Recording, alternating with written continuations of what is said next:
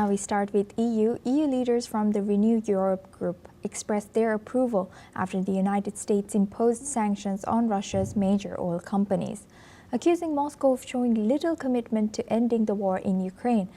This comes as EU countries formally adopted their 19th sanctions package against Russia, which includes a ban on Russian liquefied natural gas imports. Let's listen into what was said. Ça va dans la bonne direction et évidemment on s'en félicite. C'est la première véritable décision de sanction des États-Unis contre la Russie depuis le retour de Donald Trump. Donc évidemment c'est un symbole fort. I'm very pleased that we have been able to come to the 19th package of the sanction because we have to put pressure on Russia to come to the peace. At the same time, we have to help Ukraine, and I hope that the leaders will be able soon to come to the decision about the recovery, reconstruction loan. And there are, of course, important, weighty decisions to be made at the European Council. My main message here to my colleagues from Renew Europe is that despite some of the more confusing attitudes and positions of my government, my country, by and large, that is Slovakia, wants to be, desires to be in Europe that is built on the rule of law, on democracy. My country, by and large, wants to demonstrate solidarity with Ukraine, stand up to Russian aggression.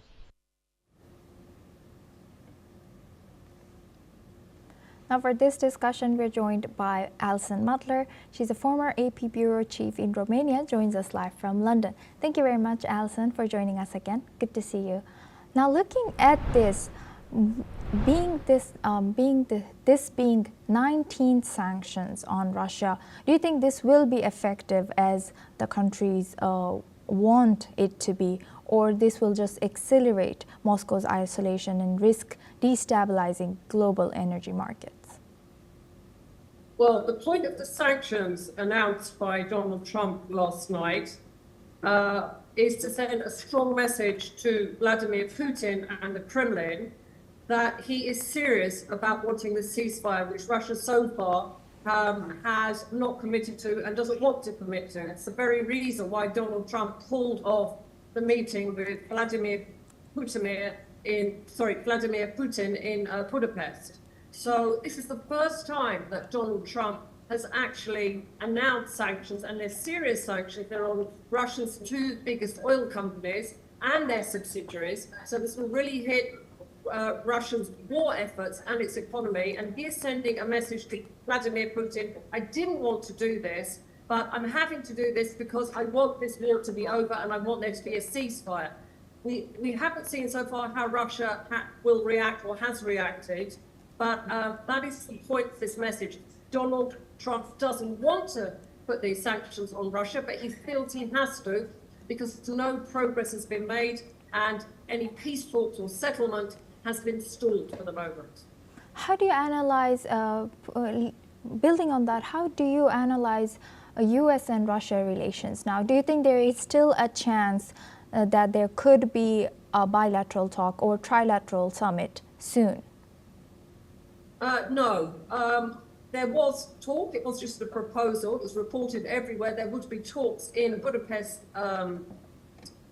in Hungary. Viktor Orban, the Hungarian Prime Minister, has a good relationship with Vladimir Putin and with Donald Trump. But there was a phone call between Marco Rubio, the US State Secretary, and the Russian Foreign Minister, Sergei Lavrov, and they decided there was no point pursuing that. The reason they don't want to pursue these talks is that Donald Trump feels that there is no progress at the moment can be made on a ceasefire or stopping hostilities. At the moment, I think the ball is in Russia's court if it wants to continue to have a relationship, a good relationship, as Putin has enjoyed with Trump. Then it's up to them to take an initiative to show that they are serious about stopping the war or reaching a ceasefire. So I think Donald Trump has upped the ante, and now we're going to see how Russia will respond. But I think it's definitely, if Russia doesn't respond in the way that Trump wants, it will definitely be a cooling of relationships between Washington and Moscow. Thank you very much, Alison, for sharing that insight. Please stay with us as we stay on this topic now.